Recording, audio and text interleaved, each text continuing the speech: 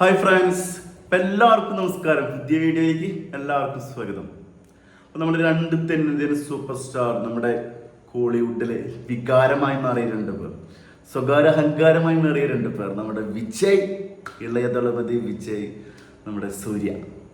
ഇവർ രണ്ടുപേരുടെ പടം ഒരു ദിവസം റിലീസാകുമ്പോൾ സൗത്ത് ഇന്ത്യയിലെ ആഘോഷം തമിഴ്നാട്ടിൽ പറയുന്നില്ല. നമ്മുടെ കേരളത്തിലേക്ക് വന്നാൽ തന്നെ നമുക്കറിയാം ഇവർ തമ്മിലുള്ള ഫാൻ ഫൈറ്റ്. നമുക്കറിയാം പുലർച്ചെ 3 മണിക്ക് ഷോ, 4 മണിക്ക് ഷോ ഒക്കെ ആയിട്ട് ഭയങ്കര ഫാൻ ഫൈറ്റ് ആണ്.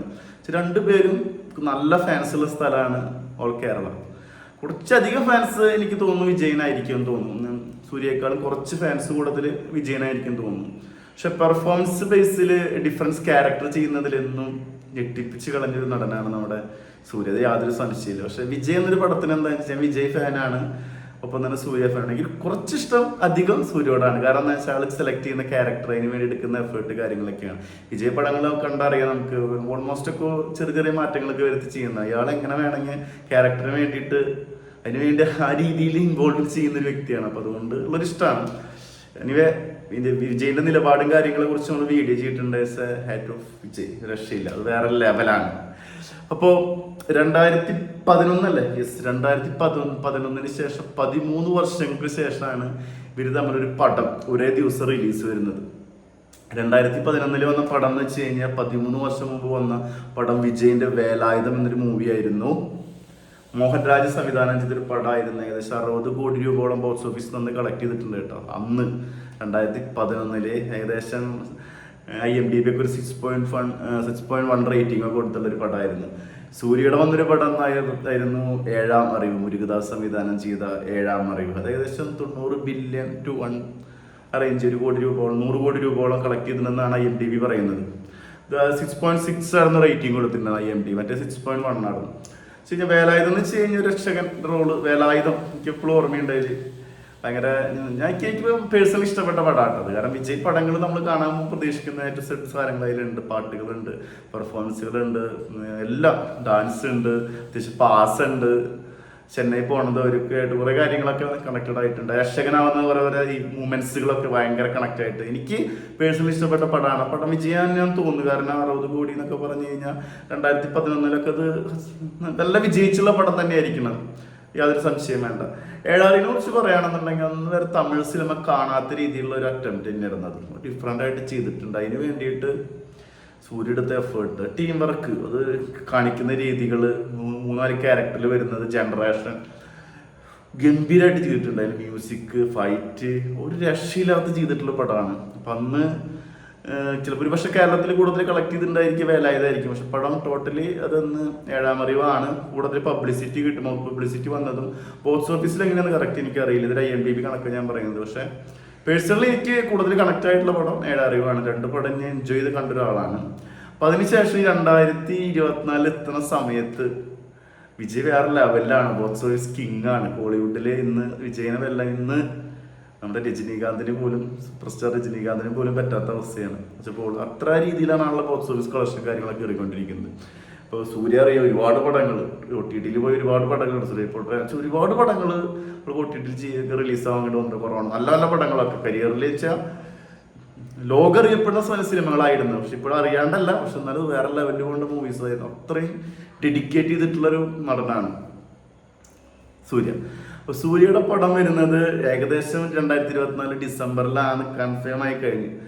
The great of time God Vijay movie പറയാ.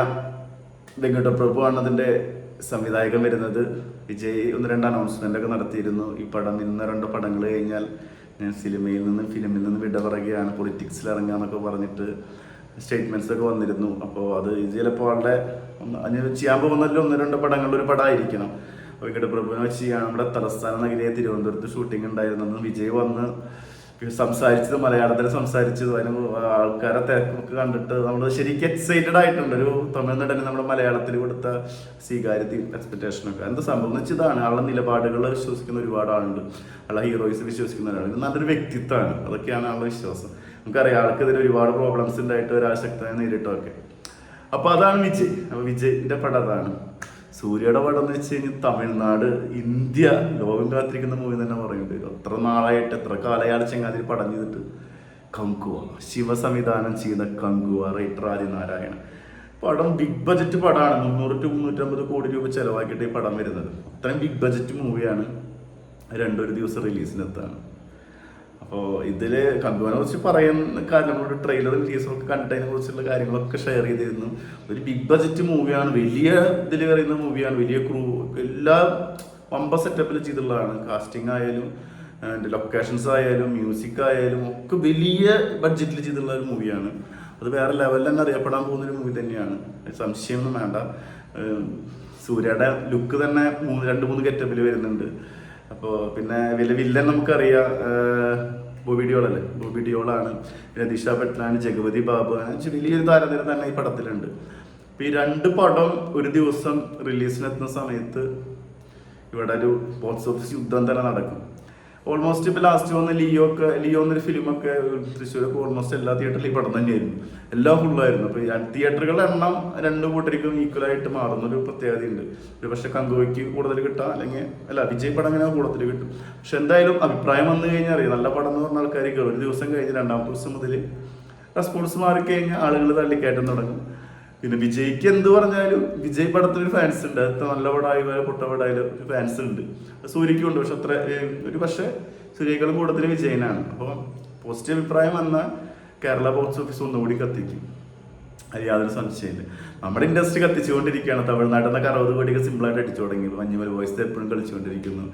ഒരു ചെന്നൈയിലെ തിയേറ്ററിൽ 2 സ്ക്രീനിൽ 2 മലയാള പടങ്ങൾ, ആടുജീവിതം കുറിച്ചൊക്കെ നമ്മൾ സംസാരിച്ചിരുന്നു, ഡീറ്റെയിൽ വീഡിയോസ് ചെയ്തിരുന്നു. അപ്പോൾ എന്തായാലും നമുക്ക് ഈ ഫാൻ ഫൈറ്റ് കാത്തിരിക്കാം. നമ്മുടെ മലയാളികൾ അത് ആഘോഷമാക്കും, യാതൊരു സംശയമില്ല. പിന്നെ തെന്നിന്ത്യ, സൗത്ത് ഇന്ത്യ പറയേണ്ട കാര്യമില്ല, തമിഴ്നാട് പറയേണ്ട കാര്യമില്ല, അത് വേറെ ലെവലാണ്. ഈ പടം പാൻ ഇന്ത്യ മൂവിയാണ്. വിജയൻ്റെ പടമായാലും നമുക്കറിയാം ലാംഗ്വേജിൽ വരുന്നുണ്ടായിരിക്കും. വെയിറ്റ് ചെയ്യാം. അടുത്ത വീഡിയോ ആയിട്ട് വീണ്ടും വരാം. മുകേഷ്. വീഡിയോ ഇഷ്ടപ്പെട്ട എല്ലാവരും ലൈക്ക് ചെയ്യുക, ഷെയർ ചെയ്യുക, സബ്സ്ക്രൈബ് ചെയ്യുക. അങ്ങനെ നമുക്ക് 5000 സബ്സ്ക്രൈബേഴ്സ് ആയിരിക്കുകയാണ്. സപ്പോർട്ട് ചെയ്ത എല്ലാവർക്കും നന്ദി. ഇനി ഒരുപാട് സപ്പോർട്ടുകൾ പ്രതീക്ഷിക്കുന്നു. Okay, thank you, Mukesh.